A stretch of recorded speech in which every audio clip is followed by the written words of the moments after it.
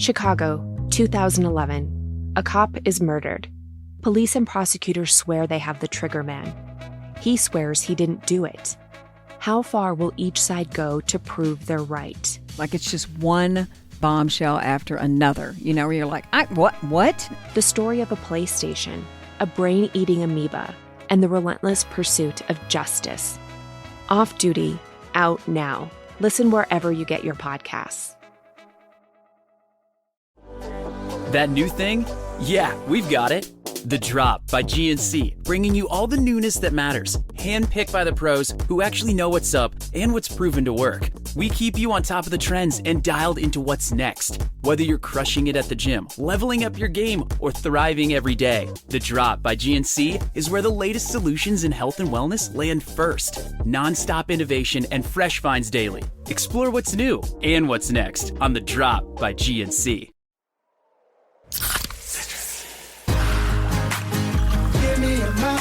With lots to do. Give me the sunshine, give me a dew. Give me something simple and true. All I need is sunshine and a cool, refreshing mountain dew. So give me my good friends, give me a dew. Grab some friends and an ice cold Mountain Dew today. Mountain Dew.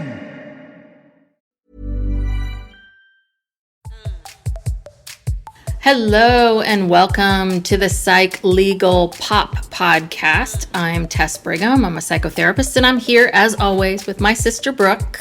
Hello, this is Brooke and I'm an attorney.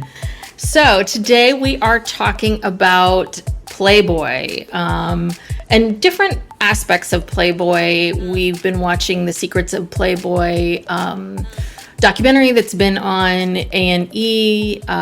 I've made it 8 episodes without wanting to just off myself because it's the most awful thing you will ever see. Brooke made it to about 3 episodes. But we were inspired to talk about this actually because 2 of the former Hef girlfriends, Holly and Bridget, are doing a new podcast called Girls Next Level. And we've been listening to it and really loving it. So we're just excited to be able to talk about them and their story and how that weaves into Playboy. Yeah, we started out by listening to the podcast and we're like, wow, this is interesting. I never watched the show. Oh, you didn't? Girls Next Door. Oh, no. It was a great show. I've since watched a couple episodes on YouTube, but I wasn't familiar with them. I just know them from, they're part of the cultural zeitgeist. And listening to them, I'm like, wow, they're interesting women and they're talking about this. And so then that's what led into watching this, what is it called? Secrets of Playboy. Which is so dark. It's 12 episodes it's very dark. Of the most dark, disgusting, disturbing things ever. Yeah. I don't know if there's anything, it's probably, I don't know. I don't know if maybe the John Wayne Gacy documentary was just a little bit darker than this, but this was dark. And it just made me realize I really didn't know anything about these stories. They have never come out before, as far as I know. And what's amazing to me is how Playboy is so ingrained, and it is such a cultural icon. And Hugh Hefner, he was doing all this stuff in plain sight. Yes. And it was such a part of our society, such an institution. And only since he's died, maybe, a year or 2 ago? No, I think he died in 2017. Oh, that long ago? Okay. The time's moving fast. The pandemic really sped up time. I don't know what year it is anymore, but... Yeah, so it was only he had to die before any of this could come out because he was so powerful. Die and have a couple years after. Yeah. What I think is so interesting about what both Holly and Bridget had said individually, and this is what a lot of the women say in the documentary, is that growing up, you know about Playboy, you hear about Playboy. To be a Playboy playmate, it was very much... I don't know. Obviously, there were always people that looked poorly upon Playboy, but it was considered the quote-unquote classy magazine, that if you're going to pose nude, that Playboy is the place to do it if you want to do that. and that it was, I think, very much this idea of what beauty is, right? These women, these Playboy playmates are what is beauty, which is being young and thin and kind of glossy, innocent looking, being a girl next door, being innocent, being sweet. You know, they used to have these pictorials and they'd ask these women these questions, and then you'd see it in their handwriting, like, what's your favorite ice cream, and mint chip, and there'd be a little heart over the eye and the mint. Yeah, it was like they would very put youthful childhood pictures. Yes, you're right. So you're linking that, oh, she was once just a little girl like me. And in fact, you know, our grandfather, Mr. Brigham, he was a Playboy subscriber and again had these magazines just out around the house. Didn't hide them. There was nothing shameful about it. And I remember as a girl just looking at them and thinking the same thing. Oh, they're so pretty. And it really didn't seem sexual to me at all. There was not, it was just like, wow, yeah, they're so pretty, they're so skinny. And that was the ideal back then. I guess it always has been, but, you know, especially, you know, in the 70s.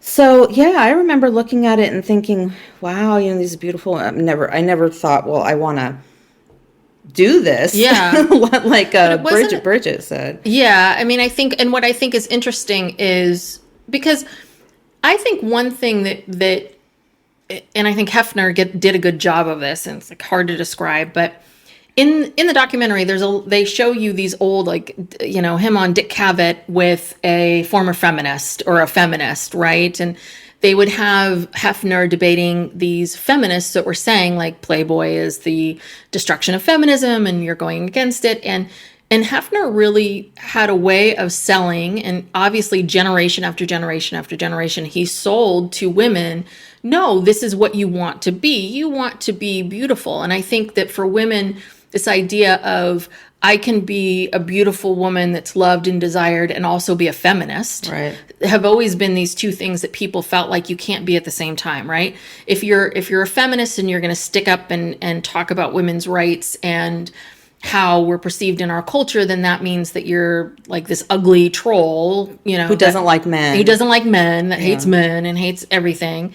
Or you're this beautiful playmate who's supporting this idea of Playboy and what that means. And I think Hefner did a good job of sort of pitting these two things together, which I think for a lot of young girls, right, that is, you know, when you're young like that, you want that love and attention. You want to be seen as sexual and desirable and wanted and all of these things. So I think it's real easy to, I can just see how Bridget and Holly, both in their respective homes, like, you know, Holly's from Alaska and Bridget's from Northern California. So just two separate people in two separate places wanting and believing the same things. Yeah. And it was interesting because Bridget said that, you know, she saw the Playboy magazine as a young girl and she said, I want to be in that magazine someday. Yeah. And that was literally her life goal. And this is not she's a smart woman. She has a master's degree. Yeah. She's educated. She's, you know, she just went after it and, you know, met that goal. But yeah, I don't know. I can't imagine looking at that as a young girl and thinking I want to be in that magazine someday. But obviously a lot of girls do. And nor is there anything wrong with that. Right. You know, none of it, there's nothing wrong with any of that. I just think that's the part that's so fascinating is decade after decade after decade, this is what he's, you know, this Playboy mystique has been able to, you know, from the 60s to the 70s to the 80s, you know, get new people. And then when you see people like Pamela Anderson, Jenny McCarthy, like women like that who that pose in Playboy earlier in their career, and then there's, you know, that catapults them into stardom and they become household names, then it even brings it more and more and more and more into the public eye. And so, yeah, it's just, that documentary, I just can't. I don't know if I'm going to be able to watch the last episodes. I think I have to let it go. I don't think you should. No, it was just too. It was way too disturbing. It's too damaging. But yeah, so this is the first time I've ever really thought very deeply about it, because it's just been part of our lives. Yes. Like, it's just been just there. Mm-hmm. And is And it, you don't is it question it. online now? Do they still publish it online? I don't know. You know, my husband Steve, he got a subscription a while ago when they went to no more nudity. And then I think he was like, well, these articles aren't good anymore, right? Because Playboy was also known for having really good articles. Yeah. They got good writers. They got good articles. Like, they were smart about it. So there were a lot of people reading Playboy that never even looked at the photos. They were just reading the articles. And then it wasn't very good, but I don't think it exists at all anymore. At all. So in the documentary, they don't get into Hefner too much, but basically you learn that he grew up I think he went off to, I want to say he went to World War II, but he was in the military, I think. Maybe I should have written this down. I'm sorry. I think I was just so struck by everything that was going on that it was hard to process. But basically, he grew up in this very conservative Methodist household. I think his father was strict. I think they were religious. This is the sense I get, was that he came from this household that was very strict, very religious, and was those years post-war when, you know, in the 1950s, where it was sort of, you know, men were the baby boomers and men were returning from war, and you know, it was the new nuclear family, and I think that I don't know what went on in Hefner's mind. I don't know what it was, but his whole thing was, and this was his bottom line to anyone who ever interviewed him, it seems like, was, you know, I am creating something that is against the repression of the 1950s, that, you know, this is about the 60s and 70s and sexuality and being free with your sexuality. So all of this was about women being free to be sexually however they want to be, right? Like, we're not going to repress, you know, that. Well, that was what he said. This is what he says. This is what he's saying. It's not really true. So this idea of, if you know, for you to pose in the magazine, that means that you are open and sexually open, and women's liberation, all of it. That was always his bottom line. And you were asking before we started recording, like, why is Hefner the way he is? Like, what happened? And because we don't know a lot about his family and what went on. And I feel like it was a slow burn. I really do. I think that he probably always was a bit of a voyeur. I think he always was interested in sex and sexuality, which is very normal and natural. But I think that he was someone who kind of, I don't think he ever thought this would become what it was, but I think he kind of kept upping the stakes. He was a good businessman, obviously. Yeah, maybe. Well, I mean, you know, they had all those Playboy clubs, and, you know, I mean, I think he was making money. Yeah, no, I think he was too. I mean, I guess I often wonder if he was, it feels a little bit like off the backs of these women. Oh, well, right? Yeah, of course. But anybody can be a big, the thing is that, yes, I think he's a good businessman, but anyone can be a good business person and make a lot of money when you have a lot of people working for you for free or nothing. Exactly. I mean, you know, trust me, when you're paying people, it's a lot harder. Yeah. So that's one of the problems. Sorry. Go ahead. So I've lost my train of thought. The phone distracted me. What was I talking about? But like how you said it was kind of a slow burn. Oh, it was a slow burn. Sorry. So it was a slow burn. I think that he started the magazine. I think it was successful. I think that it attracted women. I think women wanted to sleep with him, or he, you know, that was his MO. I think he thought, oh, this is good. And I think each thing that he did, I think he started upping the ante even more. Like, oh, you know, I don't really, if I pay these women this much, you know, they'll just keep showing up. Or if I, you know, one of the episodes, they talk about the Playboy Club and these bunny costumes that they had them in, and just blood, you know, it sounded like they were being bound into these things where they could barely breathe. You know, you're putting them in these outfits where they can barely breathe in these huge heels, and you're having to do this bunny lean. The women are talking, even the women who weren't sexually assaulted and had horrible things, they were just talking about like their backs and how it's just done terrible damage to their bodies. But I think that, you know, every step of the way, I think he kind of figured out like, oh, wow, yeah, if I make them bind themselves in these bunny costumes, they'll wear the bunny costumes. And if we offer them this, then they'll say yes to this. And if we give them, if we're really, really nice to the celebrities keep coming back. Oh, look, they're coming back. Oh, okay. The celebrities want to hang out with the bunnies. Oh, the bunnies will hang out with the celebrities. Oh, okay. Like, I don't think that he started all of this knowing where it was going to go, but I think he saw every step of the way how much he could get away with and how much he was doing and building, and people kept showing up for it. And I think that you just then have to have that kind of personality that you're willing to then keep exploiting people.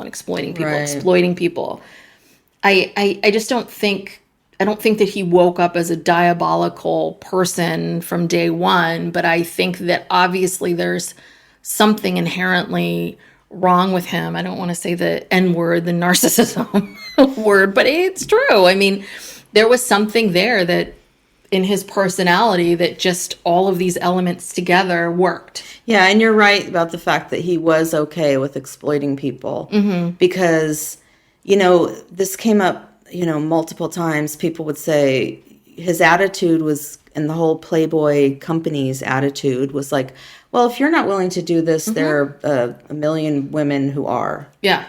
And so, you know, if you don't like it, leave. But, you know, this.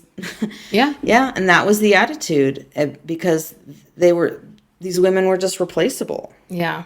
Well, and I think some of this, again, is, again, the time, right? Which is you sell this thing, this bill of goods to women, and you tell them, like, if you come here, you'll be the girl next door and it'll be wonderful and it'll be so great. And even the women who maybe didn't like it, or, you know, even if nothing happened to them, like they didn't like the money or they didn't like the way they were treated, maybe they might go and tell their friend, like, oh, God, it was a terrible experience. Oh, okay, never back to that. And then they'll go off somewhere.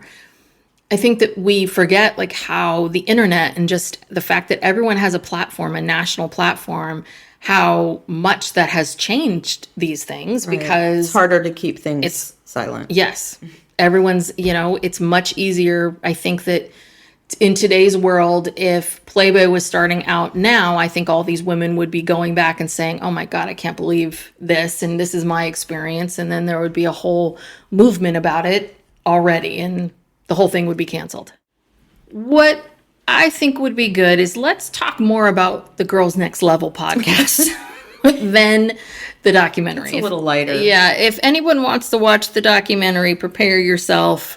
It's not that I don't think that talking about the documentary is important, but I just feel like us recounting each of these women's stories isn't...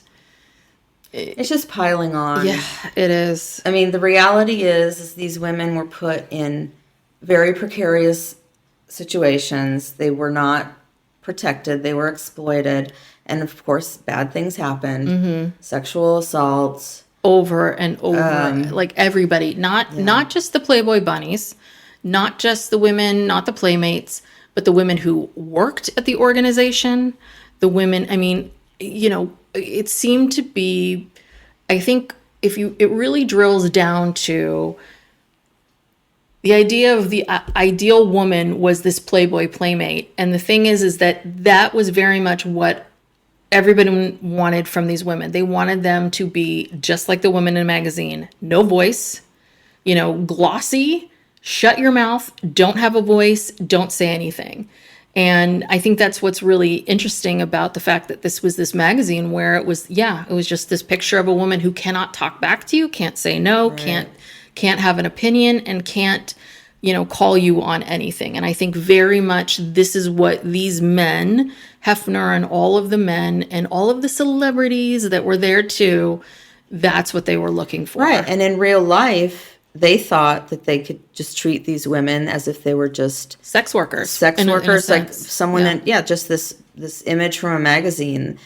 And they didn't see them as human beings at all. They were, these clubs, these Playboy clubs, and they had these VIP memberships. And basically, if you were a VIP, you could have anything. You could, and they clearly felt that included the women. Yes. And it's really sick. It's really very sick. It's like this, and just even calling it the Playboy Club, and it's this club of men, members only, VIPs. You can have whatever you want.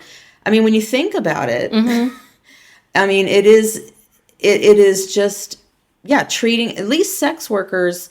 If it's one thing if you choose to be a sex worker and you're giving consent and whatever, but these women were treated as sex workers with no consent, like sex slaves. It's like sex trafficking, basically. Yeah, I was going to say Hefner was a trafficker, a pimp, and not.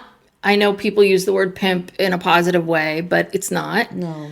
And he basically was their pimp. And what I think is so interesting too is, Holly and Bridget talk about this, like the first season of Girls Next Door, they didn't make any money. But I know Hefner probably did. I doubt Hefner let that camera crew and the people. So essentially, they're right again. And that was 2004, 2005 when the show came out. It's a little bit like we're already in this next century and these women are still being treated like, you're trafficking them. It's like when you use someone and do not pay them for their services nor gain their consent, that is illegal and wrong. And it was this idea that, oh, you're a beautiful woman. You're in this Playboy bunny costume. You're on these, you're sexualized. So therefore, if I want to have sex with you, therefore you should consent. And these poor women had no idea what they were getting into. No. So it's just, it's awful. Well, and even talking about like, Holly and Bridget, they talk about this on their podcast and how they didn't know what they were getting into. No. And there was still there was, at least from what I saw, just on, Hefner being interviewed on TV and whatnot over the years, I felt like he kind of purposefully created this mystery around all these women and that he hung out with and lived with and whatever.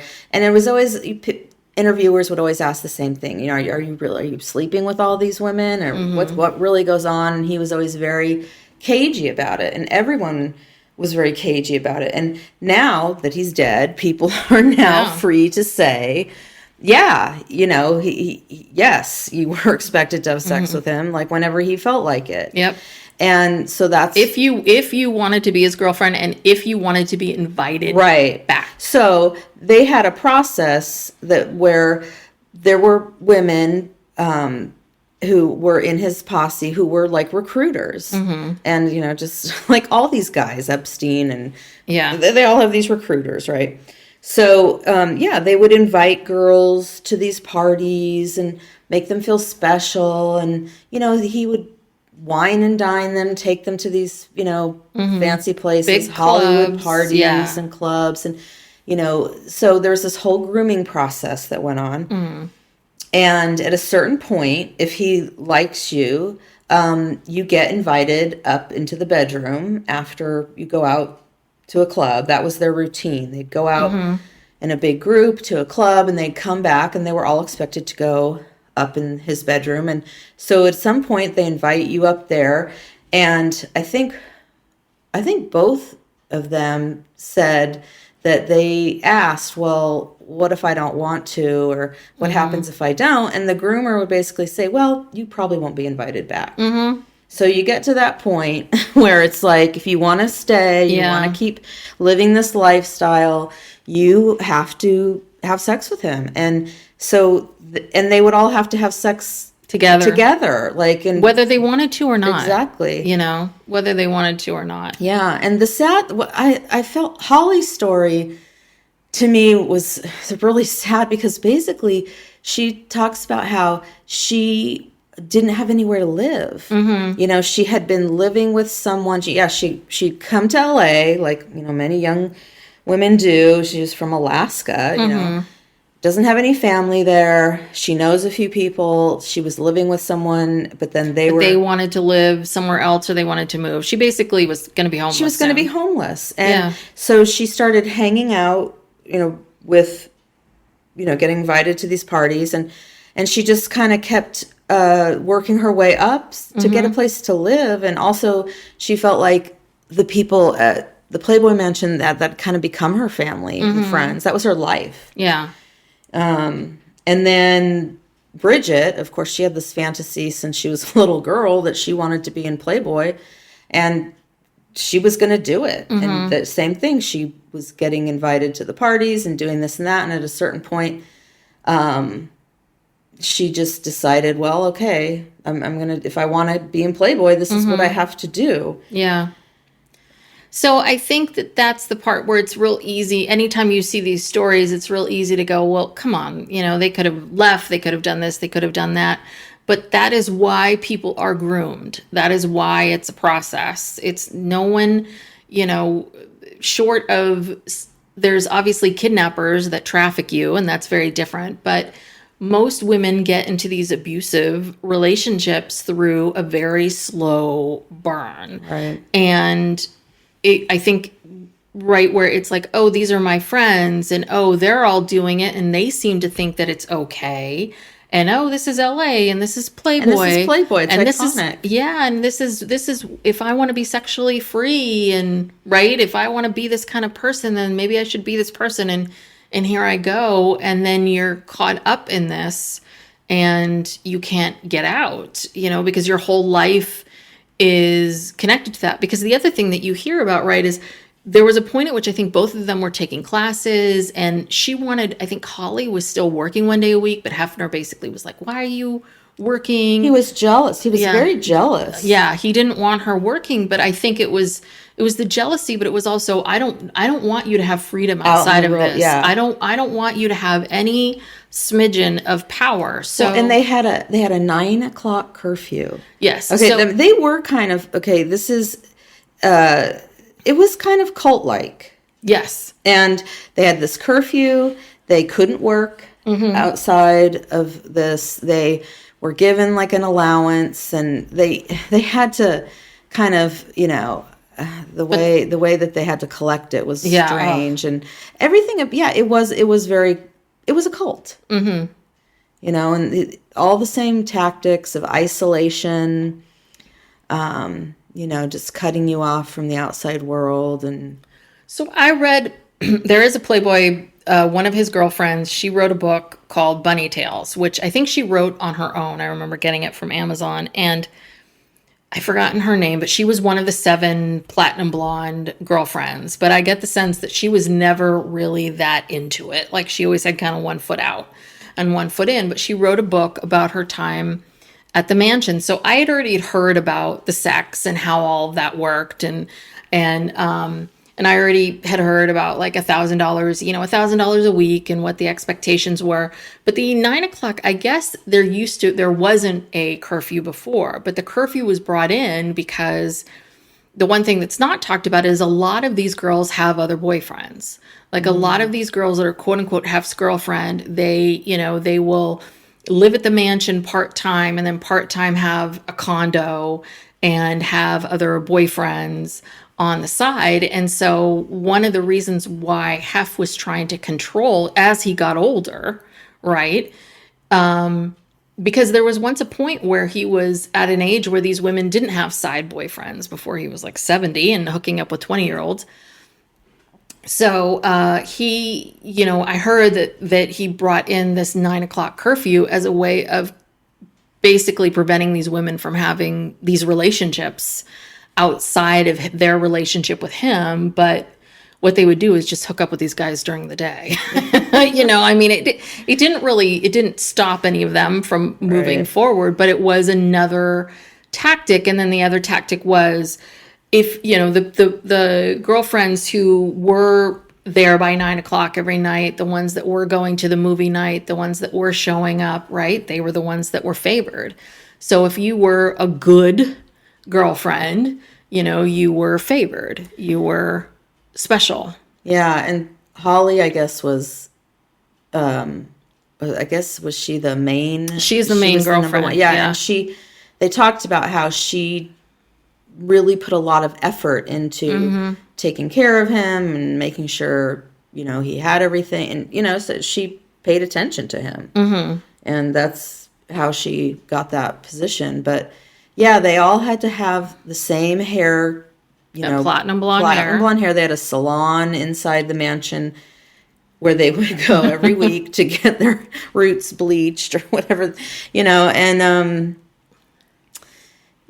and the money was really, it was a clothing allowance basically, because they had to have nice clothes to go out, and that's how they paid for it. But I think what some of the women did was, I think that that $1,000 a week, I think they were spending $200 on clothes and $800 on putting it down for, a condo or for savings. I mean, I think that obviously some women got in there thinking like, I'm going to make money from this, and here I go.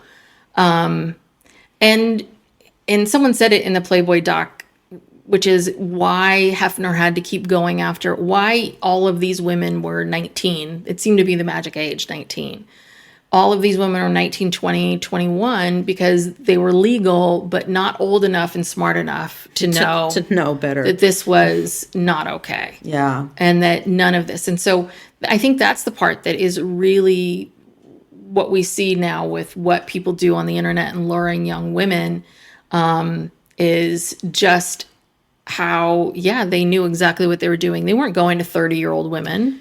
They weren't going to 35-year-old women. They weren't doing that. And that was the thing about when I watched The Girls Next Door. I always found that show, I found it honestly fascinating, because when you would see, Kendra and Holly and Bridget with Hefner, it was kind of like watching three girls with their grandfather. Yeah. I mean, it was like the same conversations they had with him were the kinds of conversations I've had with my grandfather, which is, hey, how's it going? Oh, I'm doing well. How are you? Oh, thank you for the gift. There you go. That kind of like just general, the same conversations that Erica, Jane, and Tom Girardi would have when I would see them talk to each other. It's like, God, it's like grandchild. I mean, yeah. And I mean, it's not that he's old. It's just the conversation between these two people is not like a couple conversation. Well, and let's face it, he was old. He was in his 80s, late 70s, early 80s.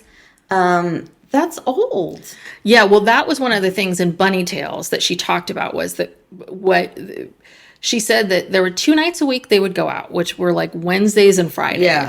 So Wednesdays and Fridays were their club nights where they would go to whatever the club was.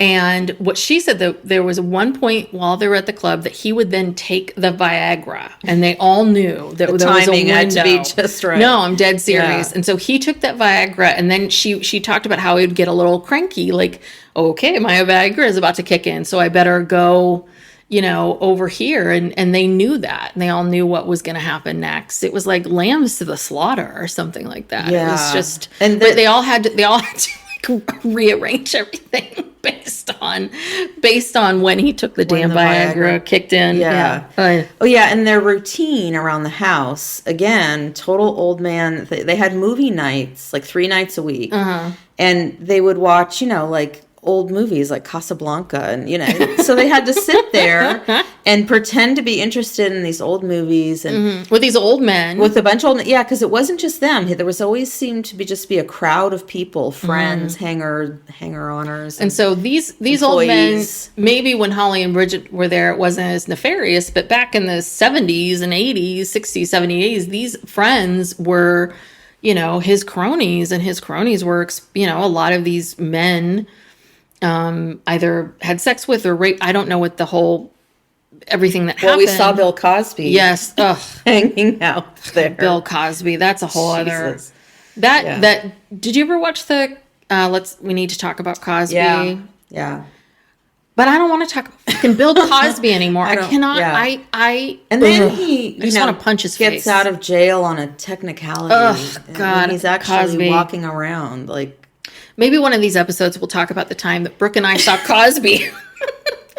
back in the 90s, before all of these allegations when came he was out, still when he was still America's America's dad, we were at a conference and we saw him talk, and oh my we God. should have known, like, then. It was so stunning. He said something very, I don't know if you want to say it. No, you go ahead. Do you remember this? Okay, I would list, like, I want to set the scene for you all. This is the Bakersfield Business Conference, Bakersfield, California, which is very conservative. Our grandfather lived there for many years before he died, and not the one that had the Playboy magazines. This is a separate grandfather. And he loved this Bakersfield Business Conference, but it was very conservative. We're not conservative. Our grandfather was not conservative. So it was a little much. But the speakers, I mean, they had, ex-presidents. They had astronauts, very famous people, very accomplished people. Yeah, these were pricey tickets. I didn't pay for them, but our grandfather would buy a whole table for, I don't know, 10,000, 20, whatever the amount was. It was very expensive. It was very expensive. It was very nice to go. So I think maybe the one year...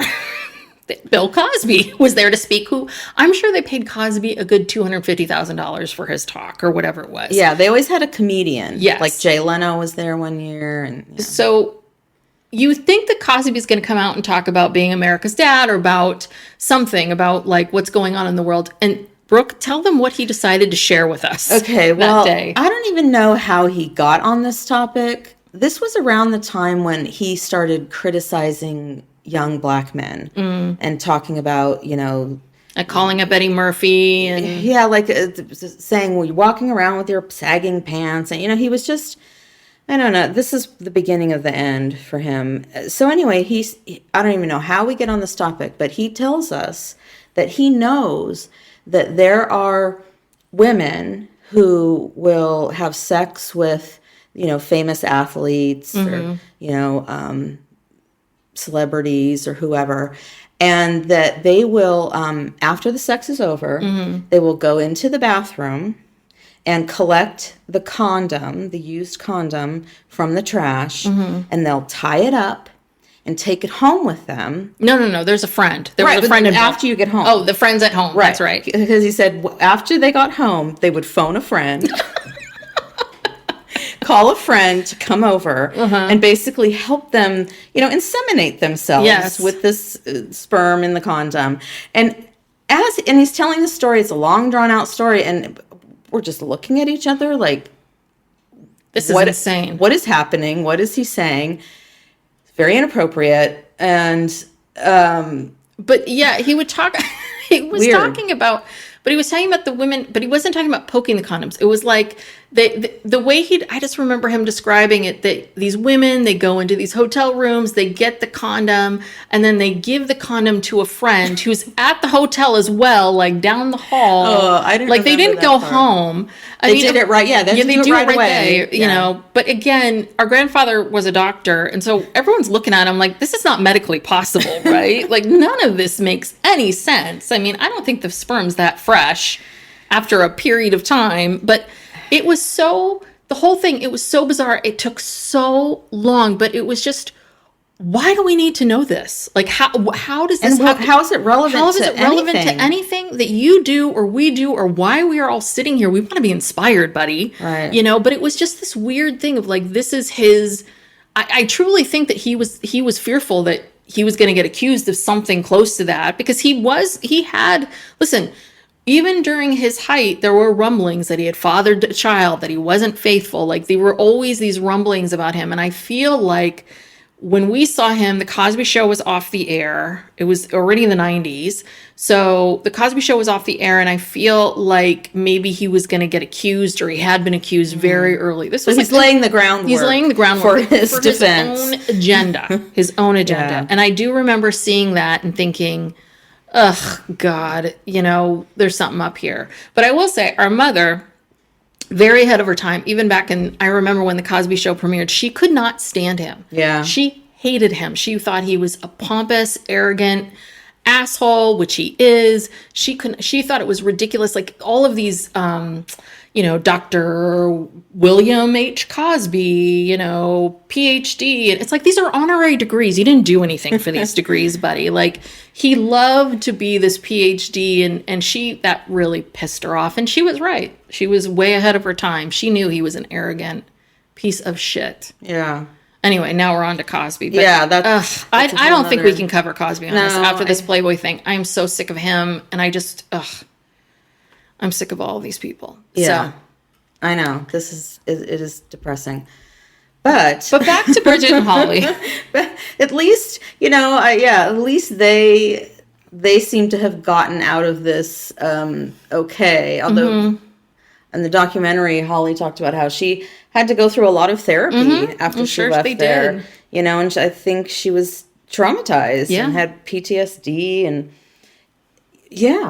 No, all these women have been traumatized. I mean, the tears that they shed for something that happened 30 years earlier it's visceral and it's painful. And and I think that a lot of the women, especially the ones that were with him for 5, 6, 7 years, and Holly was there for 7 years. That is a long, long time. I mean, that's essentially for a lot of these women. 20s. Yeah. And I think for the whole 20s, for a lot of women spent their entire 20s, this is what it was. And they had to leave and find themselves again. And then in the first episode of the documentary, so we keep going back to that. I know, because there's just so much. I'm sorry. I know. There was a girl, I can't remember, she was 15, the 15-year-old girl who... Well, there was a 15-year-old that Cosby apparently raped at the Playboy Mansion. Oh. That was a whole other thing. I don't know if this was the same person. Oh, no, you didn't get that far. But there's an episode farther down the line where they're talking about... So at one point, Hefner's two closest friends, Cosby and Roman Polanski. Oh, God. And then they show an interview with Roman Polanski with someone, and Roman Polanski, the interviewer says, and you knew this woman was 14. And Roman Polanski goes, well, if you had seen her right here, you wouldn't really think she was 14. And the interviewer's like, but you knew she was 14. Like, you knew her age. And Polanski's like, yeah. Wow. Yeah. Well, yeah, the first episode, there was a woman who was somehow hanging out there when she was 15. And did someone in her family work there? Yeah, sorry. Or? So the first episode was a lot about this girl that wrote a book who grew up at the Playboy Mansion. Right. So her father was one of Hefner's best friends who was a doctor. And there apparently were some rumblings, maybe this gets farther down, but there were some rumblings that maybe they had a sexual relationship, because that was one of the things that they talk about. The doctor and Hef. Yeah, okay. That maybe that because of everything that was going on in the Playboy Mansion and the sex, that they kept having to up the ante, and I think that Hef was very much a voyeur, and I think Hef probably had sexual relationships with men, or right, because I think there were a lot of orgies. I think there was a lot of stuff going on. So there was talk that the two of them potentially, but she had a lot of warm and fuzzy memories and happy memories of, because she was a kid, of the mansion and the animals and, being able to order food and run around until she was old enough. Yeah. Well, but I don't, it's not funny, but was she sexually assaulted? I don't know. I don't think so. I think when I was watching that, I was very tired, and I think I fell asleep during. Well, I don't think she was. If she, I think her issue was that she wrote the book. A lot of stuff. She saw a lot of stuff. Have seen. Yes, and was trying to process it, and she wrote a book about it, and then she told Hefner, and he's always been like this, second father to her. So she told Hefner, I wrote this book, and he's like, great job, kiddo. Where are your next 5 or 6, media outlet things? And she tells him, like, I'm going to be on this, and I'm going to do this, and I'm going to do that. And then she slowly finds out all of them get canceled because Hefner goes in and rips them off. So she realizes, like, as much as he's saying, I want women to have a voice and freedom and sexual freedom, she's like, no, he doesn't. Because the minute I said anything or and she felt like she was being very nice to Hefner. She felt like she was trying really hard not to, because she had a positive relationship with him, not to say so many negative things, but she was very much talking about what it's like to be a young girl in that atmosphere. And that's her story, that's her truth. And he basically just came in and said, nope, you're not going to talk about it. Wow. Yeah, I don't know why I got the sense that she had been, like some bad stuff had happened to her there, like she had been assaulted or something, but I just don't know how you could spend any amount of time there and not be sexually assaulted by all those people coming in. Yeah, I don't know. And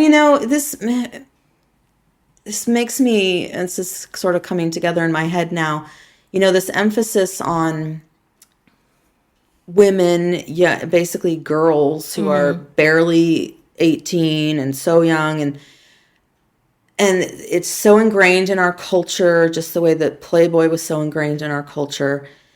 It's very disturbing, this obsession with teens as sexual objects. And I remember there was a documentary that came out several years ago. It was about the porn industry. Are you talking about Hot Girls Wanted? Yes. The Rashida Jones? Yes. Yeah, that was also a disturbing. Very disturbing. But one of the things I remember from that documentary is the most searched term on porn sites is teen. Mm-hmm. And apparently that's every man's fantasy. I guess so. Yeah, because in that show, it was all about these girls that answered these Craigslist ads that said Hot Girls Wanted. And basically, the minute you turn 18, they want you to be in a bunch of porn. And it's always the same scenario. Oh, I'm just a young girl. Right. And then it's some 56-year-old guy.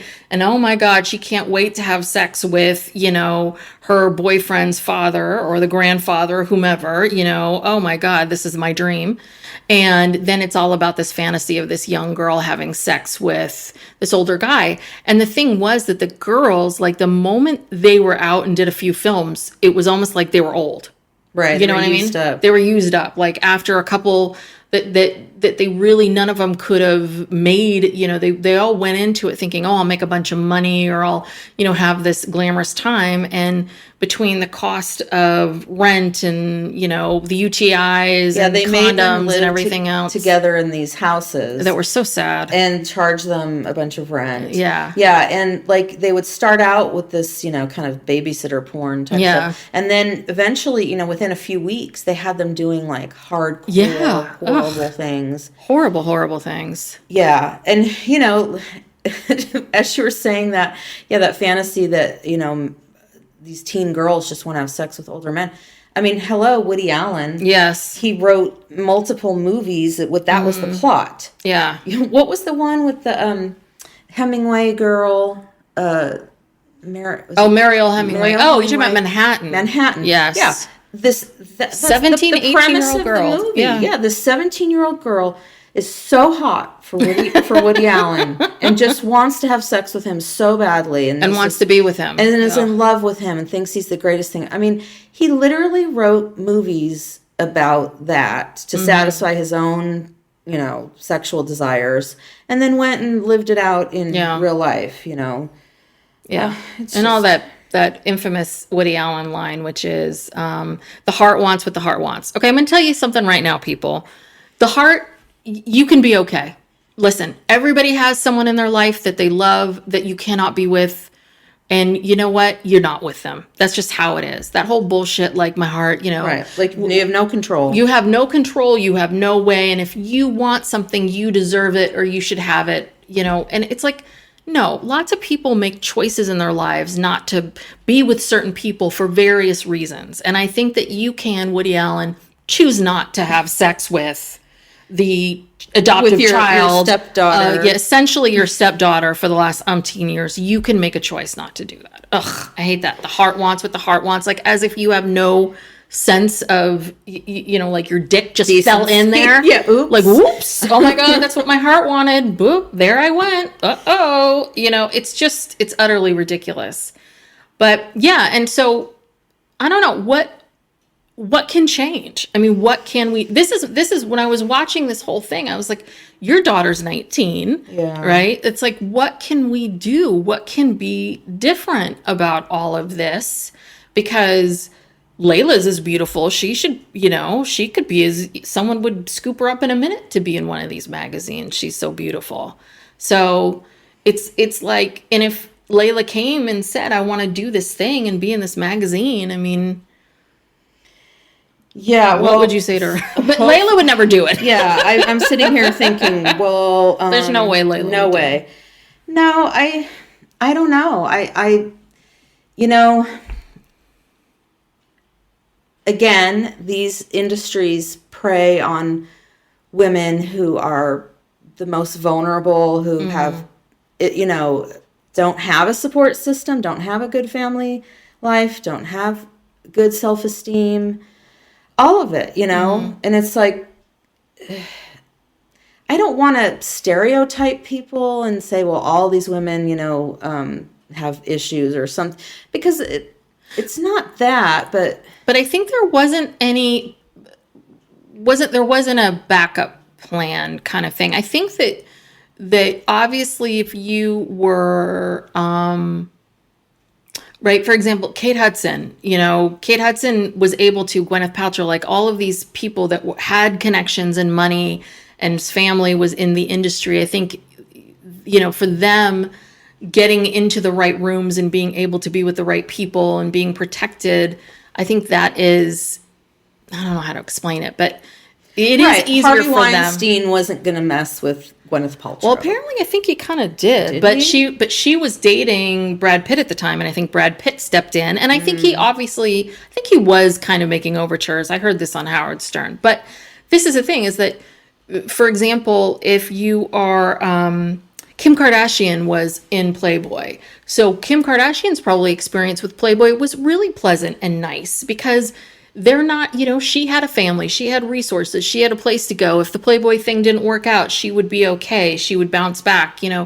I think that when you think about some of these women who really desperately wanted to break into Hollywood and desperately wanted to make connections, and here's someone offering you a free place to live with money coming in every week, and you're tired of waitressing and you're tired of trying to make this work, and there's all this glitz and glam, and you think, oh, maybe I'll meet the right person if I'm living in this house. I think that that's what happens. And then you get in there, you're living there, and you are desperately, feeling like, and I think this is what was happening for Holly, was trying to figure out, like, how do I make this normal? How do I fall in love with this person? How do I make the situation? And that's what I saw. So she didn't feel so bad. Yeah. And that's what I saw when I was watching the show. Is I really saw them, all of them, trying to figure out how do I do this and make this and love these women and love this person, this man that I'm with, so that this can all feel normal and natural and okay, and what I want. Because how Hugh Hefner has really been selling us is this idea that not only that women in sexual freedom, but that women want to be in these kinds of non-monogamous relationships, because that's what he was saying. That's what he wanted. He didn't want to be monogamous. So I think for all of them, I think they probably said, yeah, of course, I don't need to be monogamous. Okay, this will work, right? Well, and I think that idea has, the through line is, through today. I think there's still this pressure on women to, like, if you set boundaries and you say, no, I don't want, then you're seen as being, a prude or, not being open-minded and there's a lot of pressure with young women to, go along with what men want. Yes. and to please men. Mm-hmm. And I do think that the protection issue has a lot to do with it because, sometimes I think to myself, gosh, like, how did I get through my childhood without anybody, molesting me and I think, look, we grew up in a small town. Our dad was a lawyer. Our parents were always there and no one was going to mess with us, No, we weren't vulnerable. We were not vulnerable. There's so many women and men, but, women in particular who are just so vulnerable. They don't have anyone looking out for them. You know, they have already endured abuse and trauma and whatever. So this is just sort of like the next thing. Like this is just part of life. You know, and of course, those are the people that end up in those situations, because you or I would not go into that situation. You know, we would not think that that was okay or attractive or anything, you know. Basically, well, that's the other one too, right? Which is, where were we at 19? We were both in college. Yeah. So, I mean, there is that other part of it too, is I think, you know, if 18 and your parents can't afford college, or you're not going to pay for it, or you don't want to do it, and you are on your own, then it's very different. Trying to survive in Los Angeles. It's very different when you have parents that are like, here, go to college, we'll pay for it, we'll support you every step of the way. There you go. Yes. And again, we were raised by a father who, I don't think he thought of us as boys, but he treated us like strong women. I can't explain it. We was always like, hang tough, be tough. No one ever promoted getting married.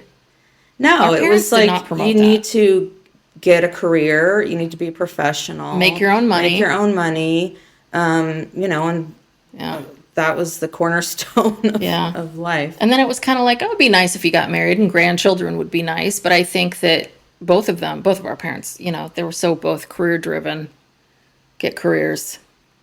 Yeah. The idea, I never thought that it was an option just to marry a man and just be and just do. I never thought that was an option. I didn't even think that it was something I could do.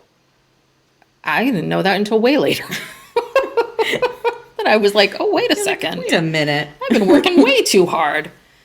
But and I do think that's the other part of it too. And we're both mothers, which is, I think that women, we are inherently, like, there is a desire when my son is sick. Like, I do like babying him, and he likes to be babied. And, you know, that's something that my husband can't do or understands to do. I think that it is part of our nature too, is that we do want, you know, no matter who we are, we are not only trained to be nice and to be kind and to be loving, but I do think that inside of us, we do want to take care of. So I think there is that desire when you're, you know, someone like Holly, when you're in that relationship and feeling like, okay, so this is my role in all of this. Let me take care of this man. Okay, this feels good. This feels like maybe this might work.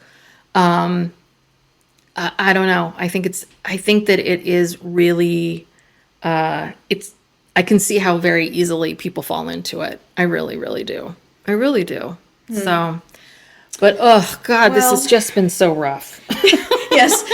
Tess, please stop watching. I know. The documentary. Stop. I know. It's 12 episodes, which means there's a lot of bad stuff. And the thing is, it's the same thing. It's the same. Who is going to get raped in this episode? And I hate to say, I don't mean to be flippant, but I'm dead serious. It's like, what new story am I going to hear? But that is how frightening it is that it's, you know, I'm sure they edited out so much. And from 12 episodes, they felt like, okay, we've got to get everybody's story out. Like, everybody agreed to sit down with us. We've got to show their story, so that there are this many stories. So much material. There are this many stories of this many people that are coming out. So this means that there are thousands of stories that are never going to hear the light of day, thousands of situations that we're never going to hear about it. Yeah. Ugh. Horrible. Well... All right, well, okay. See you later.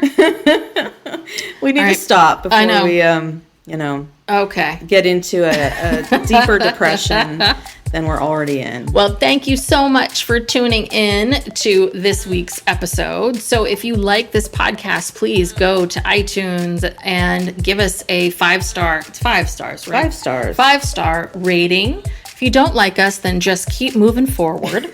Don't give us any rating at all. We're gonna get a TikTok and Instagram page and a website and all that kind of stuff, but it's not gonna happen right now. So please just follow us, tell your friends and family about us, and give us 5 stars, and we'll see you next time. Bye. Bye.